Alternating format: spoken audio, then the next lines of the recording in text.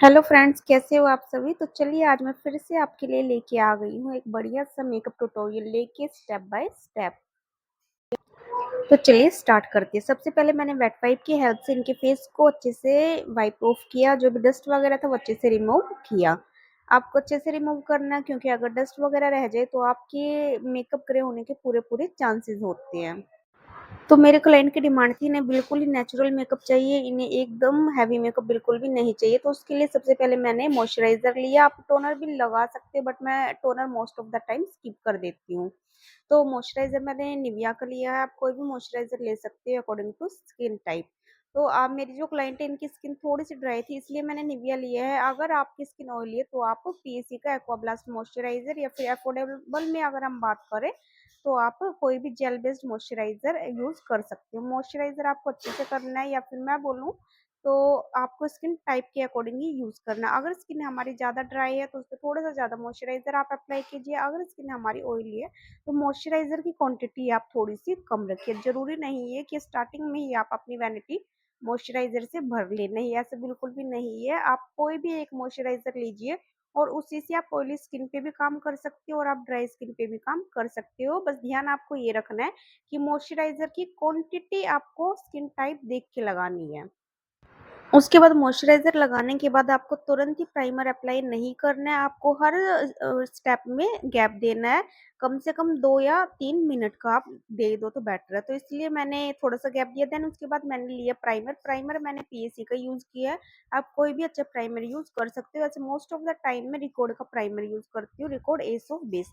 Primer की quantity आपको कम रखनी है, ज़्यादा प्राइमर आपको बिल्कुल भी नहीं लगाना। काफ़ी बार आपने सुना होगा कि मेकअप हमारा निकल जाता है कुछ-कुछ एरियाज से, तो वो एक रीजन आप उसको बोल सकते हो कि प्राइमर का ज्यादा यूज करना भी हो सकता है। जैसा कि मैंने बताया कि मेरी क्लाइंट की डिमांड थी कि उनको एकदम न्यूड मेकअप चाहिए था, तो उसमें आपको एक चीज पहले ही क्लियर करके चलनी है। आपको क्लाइंट को बता देना है कि आपकी स्किन पे अगर कोई भी स्पॉट वगैरह है, एक्ने वगैरह की, या फिर कोई भी तिल वगैरह है, तो वो अच्छे से हाइड नहीं होगा, वो हल्का फुल्का विजिबल होगा ही होगा। क्योंकि उनको हाइड करने के लिए हमें प्रॉपर कंसीलिंग करनी होती है, प्रॉपर लेयरिंग देनी होती है। और अगर मैं कंसीलिंग करूंगी, अगर मैं लेयरिंग दूंगी, तो हमारा मेकअप ऑटोमेटिकली हाई कवरेज या फिर आप बोल सकते हैं हैवी हो जाएगा। तो इसलिए जब भी आप न्यूड मेकअप करो तो क्लाइंट को ये चीज पहले ही बता दो कि जो भी डार्क स्पॉट वगैरह है, जैसे तिल वगैरह के निशान है, तो वो प्रॉपरली आपका हाइड नहीं हो पाएगा। तो इसलिए मैंने फाउंडेशन से ये एक हल्की सी लेयरिंग दे दी है। जो भी मैडम का देखो लिप्स के ऊपर जो एक मोल टाइप है, वो अब प्रॉपरली विजिबल हो रहा है। और हाँ, एक कंसीलिंग ना करने का मेरा रीज़न ये भी है कि मैडम की जो स्किन थी वो इतनी ज़्यादा प्रॉब्लमैटिक भी नहीं थी कि मेरे को कंसीलिंग देनी ही पड़े। देखो, कुछ आपको ना क्लाइंट के फीचर्स को देख के, क्लाइंट की ज़रूरत को देख के भी काम करना है। ज़रूरी नहीं है जैसे मैं बता रही हूँ आप वैसे ही काम करो। बेशक से आपका क्लाइंट बार-बार बोल रहा है मेरे को न्यूड मेकअप चाहिए, न्यूड मेकअप चाहिए, बट क्लाइंट के स्किन पे अगर प्रॉब्लम है तो आपको कंसीलिंग करनी ही करनी पड़ेगी। मेरे क्लाइंट की स्किन पे ऐसी कोई प्रॉब्लम इतनी ज़्यादा थी नहीं, तो इसलिए मैंने इनके साथ जो भी चीज़ था वो डिस्कस किया थी कि हल्की-फुल्की जो प्रॉब्लम है, प्रॉब्लम नहीं आप बेसिकली इसको बोल सकते हो मोल है, या फिर जो भी थोड़ा बहुत तिल वगैरह वो विजिबल होगा। तो इन्होंने कहा कोई नहीं, होने दो, मेरे को कोई प्रॉब्लम नहीं है। इसलिए मैंने कंसीलिंग नहीं की, डायरेक्ट फाउंडेशन से हल्की सी कवरेज दे दी। देखो, आप फाउंडेशन से हल्की सी कवरेज दोगे तो ये नहीं है कि आपको मेकअप हैवी होगा या फिर बिल्कुल ही मेकअप नजर नहीं आएगा। नजर भी आएगा, शाइन फेस पे आ जाएगी। और हाँ, एक पतली सी लेयरिंग से आपका जो बेस है वो बिल्कुल ही एकदम नेचुरल ही नजर आता है। आप इसको नो मेकअप लुक का नाम भी दे सकते हो। उसके बाद आपको नेक को भी कवर करते हुए चलना है। ऐसा नहीं है कि आप बस फेस पे फाउंडेशन लगा दो, नेक और ईयर छोड़ दो, ऐसा बिल्कुल भी नहीं करना है। मैं तो देखो ये बोलूँगी, जो फाउंडेशन आप फेस पे यूज़ कर रहे हो वही फाउंडेशन आप नेक पे भी यूज़ करो तो बेटर है। इसके साथ में मैं आई मेकअप को भी कवर करती हुई चल रही हूँ। बेसिकली मैं आई मेकअप बीच में नहीं कर रही हूँ, मैं जस्ट उस पे अपना जो मेरा फाउंडेशन बचा हुआ था उसी को अप्लाई कर रही हूँ, क्योंकि as I told you earlier मेरे को ये नो मेकअप लुक रखना है। नो मेकअप लुक भी मैं ज़्यादा नहीं रखूँगी, मेकअप दूँगी बट एकदम लाइट सा, ज़्यादा मेकअप मैं नहीं दूँगी। उसके बाद मैंने ब्लेंडर से अच्छे से उसको ब्लेंड कर लिया। ब्लेंडिंग आपकी काफ़ी ज़्यादा अच्छी होनी चाहिए। ब्लेंडिंग मेकअप में काफ़ी ज़्यादा इम्पोर्टेंट रोल प्ले करती है। अगर आपकी ब्लेंडिंग अच्छी नहीं है तो आपका मेकअप भी अच्छा नहीं होगा। ब्लेंडिंग पे आपको खास तौर पे ध्यान देना है। जैसा कि मैंने बताई, वो ये नो मेकअप लुक है, मैं बार-बार बोल रही हूँ, तो इसलिए मैंने कोई भी कंसीलर यूज़ नहीं किया इनके फीचर्स को हाइलाइट करने के लिए मैंने डायरेक्ट पाउडर लिया और उससे मैं इनके जो बेस है उसको पाउडर लॉकिंग कर रही हूँ। देखिए ऐसा बिल्कुल नहीं है कि आप कंसीलर का यूज़ नहीं करोगे तो फीचर्स हाइलाइट नहीं होंगे, ऐसा बिल्कुल भी नहीं होता है।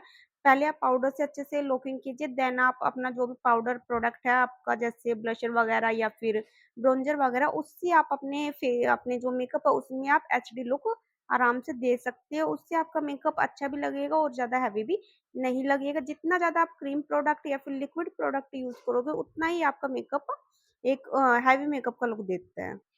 पाउडर लगाते टाइम आपको डरना नहीं है, क्योंकि आपका पाउडर अच्छे से नहीं लगेगा तो आपका जो बेस है वो लॉन्ग लास्टिंग नहीं बनेगा। इसलिए पाउडर आप अच्छे से लगाओ, एक्स्ट्रा भी मत लगाओ और कम भी मत लगाओ। जैसे-जैसे आप मेकअप करोगे आपको अंदाज़ा हो जाएगा कि हमें कितनी क्वांटिटी में पाउडर लगाना है। अंडर आई में पाउडर लॉकिंग करने से पहले हमें एक चीज़ का खास तौर पे ध्यान रखना है कि जितनी भी लाइन्स हमारी आई है अंडर आई में, उनको हमें अच्छे से ब्लेंड कर लेना है ब्लेंडर की हेल्प से। देन हमें पाउडर लॉकिंग करनी है, क्योंकि अगर आपने बिना उसको क्रीजेस को ब्लेंड किए डायरेक्ट पाउडर लॉकिंग कर दी तो आपकी क्रीज भी लॉक हो जाएगी आपके बेस के साथ में। तो इसलिए पहले उनको अच्छे से आप ब्लेंड कीजिए, देन आप अंडर आई को लॉक कीजिए पाउडर की हेल्प से। जैसे आपने फेस पे पाउडर लॉकिंग की थी वैसे ही आपको नेक पे भी पाउडर लॉकिंग करनी है, क्योंकि नेक पे भी हमने बेस अप्लाई किया है। तो नेक पे अप्लाई करने के लिए पाउडर मैं ऑलवेज पाउडर ब्रश का यूज करती हूँ। उसके बाद फेस पे जितना भी आपका एक्स्ट्रा पाउडर है उसको आपको डस्ट ऑफ कर देना है। तो चलिए अब बारी आती है हमारे फीचर्स को हाईलाइट करने की। तो सबसे पहले मैं आ जाती हूँ नोज पे। उसके लिए मैंने पाउडर कंट्रोल लिया, आप इसको ब्रोंजर भी बोल सकते हो, और उसी की हेल्प से मैंने इनके नोज को शार्पनेस दे दी। जैसा कि मैंने बताया था आपको इनको एकदम नो मेकअप लुक चाहिए, तो इसलिए मैंने क्रीम कॉन्टोर यूज नहीं किया था, इसलिए मैंने पाउडर कॉन्टोर यूज किया। और ज्यादातर मैं समर में पाउडर प्रोडक्ट ही यूज करना पसंद करती हूँ। जहां से नाक मेरे को हल्का सा ब्रॉड दिख रहा है या फिर दबा हुआ, वहीं पे मैं शेडो प्रोवाइड करूंगी। कोई भी एक्स्ट्रा प्रोडक्ट या फिर आप बोल सकते हो ज्यादा क्वांटिटी में मैं प्रोडक्ट यूज नहीं करूंगी, क्योंकि वो फिर आर्टिफिशियल लुक देता है, बिल्कुल भी अच्छा नहीं लगता है। इसलिए प्रोडक्ट आप उतना लगाइए जितना नीडेड है, ठीक है। तो देखिए इनका जो आईज है वो भी हल्का सा ब्रॉड था नोज के उधर से, तो इसलिए मैंने आईज के उधर भी हल्का सा प्रोडक्ट अप्लाई किया है। उसके बाद मैंने चेक एरिया को हल्का सा कंटूर किया, ज्यादा नहीं, हल्का हल्का ही मैं कंटूर कर रही हूँ, सो दैट मेरा कोई भी आर्टिफिशियल लुक ना आए। इनका राउंड फेस था इसलिए भी मेरे को थोड़ा सा जरूरी लगा इनको पाउडर कंटूर देना, वरना लुक मेरा अच्छा नहीं आता। ये देखिए उसके बाद मैंने जो लाइन को भी हल्का सा कंटूर किया। जैसा कि मैं स्टार्टिंग से ही बता रही हूँ, मैं कोई भी प्रोडक्ट एक्स्ट्रा यूज नहीं कर रही हूँ, मैं एकदम नॉर्मली सारे प्रोडक्ट लेके चल रही हूँ, बिकॉज इनको नो मेकअप लुक चाहिए था। नो मेकअप लुक नहीं, आप बोल सकते हैं न्यूड मेकअप लुक चाहिए था। उसके बाद मैंने लाइट सा प्रोडक्ट फोरहेड पे भी अप्लाई किया, क्योंकि काफ़ी लोग बोलते हैं फोरहेड पे ज़रूरत नहीं होती है अगर फोरहेड छोटा है तो, बट मेरा ऐसा मानना है कि फोरहेड की जो लाइन होती है, आप बोल सकते हो जो हमारी हेयर लाइन होती है, वो अलग से ही विजिबल होती है जब हम बेस करते हैं। तो इसलिए हल्का सा ब्लेंडिंग लुक देने के लिए मैं ऑलवेज फोरहेड पे पाउडर प्रोडक्ट अप्लाई करती हूँ, पाउडर कंटूर यूज करती ही हूँ। उसके बाद मैंने ब्लशर लिया, ब्लशर भी मैं एकदम लाइट लाइट सा ही अप्लाई करूंगी, ज़्यादा ब्लशर अप्लाई नहीं करूँगी। अगर आपका जो फेस है वो काफ़ी छोटा है, उसको फ्लर दिखाना है, तो आप ब्लश थोड़ा-सा आगे तक अप्लाई कर सकते हो। अगर तो चलिए अब बारी आ गई है हमारे आई मेकअप की। उसके लिए मैंने ब्राउन शेडो लिया है और पूरी लिड पे मैंने ब्राउन शेडो को ही प्लेस कर दिया, क्योंकि मेरे को इनको कोई भी हार्श लुक नहीं देना है, आई मेकअप को एकदम सॉफ्ट रखना है। तो इसलिए अच्छा है कि आप एक ही कलर के साथ प्ले करो। आप कोई भी 2-3 कलर या फिर कोई भी पॉप आउट वाला कलर आप आईज पे ना अप्लाई करो, अगर आपको आई मेकअप सॉफ्ट रखना है तो। पहले हमने आई मेकअप में कलर को क्या किया था, डिपॉजिट किया था पूरी लिड पे। देन जो मेरा क्रीज एरिया उसको मैं ब्लेंड कर रही हूँ अपना ब्लेंडिंग ब्रश लेके। क्रीज को पहले मैंने ब्लेंड किया, देन मैंने पूरा ही ब्रश घुमा दिया अपनी लिड पे भी, ताकि कोई भी हार्शनेस ना रहे, सॉफ्ट लुक आपका आ सके, क्योंकि आपको आई मेकअप सॉफ्ट रखना है। उसके बाद मैंने लाइनर लिया। लाइनर में मैं कोई भी एकदम परफेक्ट जो लाइनर होता है वो अप्लाई नहीं कर रही हूँ, मैं एकदम लैश लाइन के पास बिल्कुल ही पतला सा लाइनर अप्लाई कर रही हूँ। देखो लाइनर हमारा जो है ना वो शेप के अकॉर्डिंग भी होता है। अगर हमारा जो लिड एरिया है वो काफी ज्यादा बड़ा है तो मैं उस पर मोटा लाइनर अप्लाई कर सकती हूँ, बट हमारे जो लिड है वो काफी ज्यादा छोटी है, हमारे पास स्पेस इतना नहीं है, तो मैं ऑलवेज प्रेफर करूंगी कि आप पतला लाइनर ही रखिए, मोटा लाइनर आपको बिल्कुल भी नहीं रखना है। ये देखिए मैंने एकदम पतला लाइनर रखा और उसको मैं एकदम अच्छी शेप में लगा रही हूँ, ताकि हमारा जो आई मेकअप है वो ज्यादा हैवी भी ना लगे और हमारा आई मेकअप थोड़ा सा अच्छा भी लगे, क्योंकि मेरे को लाइनर से ही लुक देना है, कोई कलर वगैरह तो मैं उस पर ज्यादा यूज कर नहीं रही हूँ। देखो, जब भी हम जेल लाइनर अप्लाई करते हैं तो हमें उसको ऑलवेज लॉक करना होता है लिक्विड लाइनर से, बिकॉज अगर आप उसको लिक्विड लाइनर से लॉक नहीं करोगे तो वो ट्रांसफर हो जाएगा।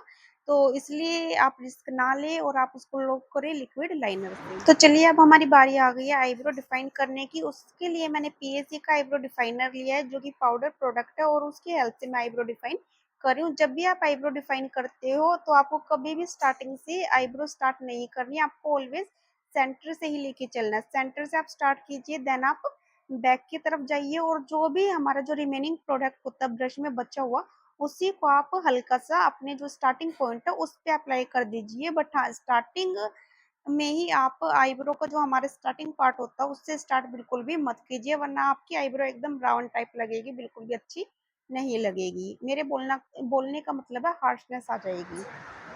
तो चलिए, अब हमारी बारी आ गई है लिपस्टिक की। तो उसके लिए पहले मैंने लिप का जो शेप है वो क्रिएट किया। लिक्विड लिपस्टिक की हेल्प से मैं शेप क्रिएट करती हूँ, मैं कोई भी पेंसिल वगैरह यूज नहीं करती हूँ, क्योंकि ऐसा बिल्कुल भी नहीं है कि शेप क्रिएट करने के लिए आपके पास पेंसिल ही होनी चाहिए, ऐसा बिल्कुल नहीं है।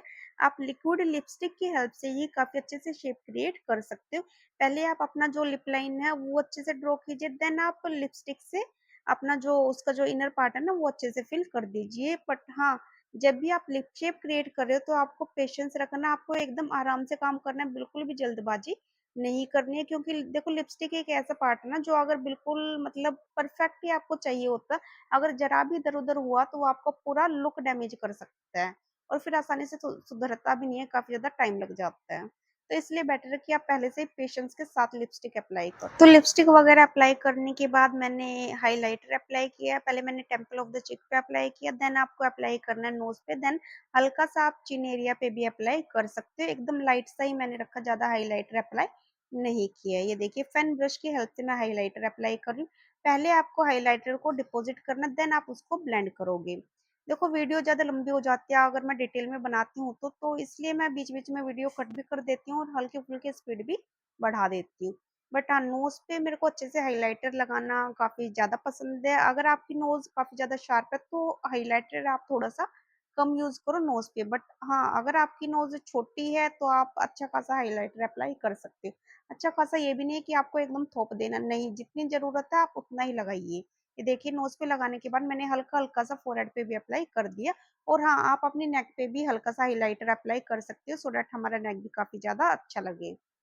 इसको हम ना ब्यूटी बोन बोलती है, तो ब्यूटी बोन के ऊपर आप हाइलाइटर अच्छा अप्लाई करें तो बेटर है, बाकी एरिया पे आप छोड़ भी सकते हो। हाइलाइटर अप्लाई करने के बाद मैंने ऑफ कैमरा इनको मस्कारा अप्लाई कर दिया था, और मैंने इनको फिक्सर अप्लाई किया था फॉरएवर 52 का। देखो, मैं क्लिप लेना बीच बीच में ना भूल जाती हूँ, क्योंकि मैं अकेली हूँ, मेरे पास कोई भी हेल्पर वगैरह नहीं है, तो इसलिए मेरे को अकेले ही सारा काम करना पड़ता है, इसलिए काफी बार होता है कि मैं।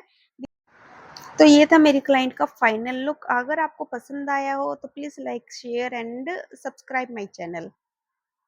मेरी क्लाइंट काफी ज्यादा हैप्पी थी, इनके हस्बैंड इन्हें लेने आए, वो भी काफी ज्यादा सेटिस्फाई और हैप्पी थे।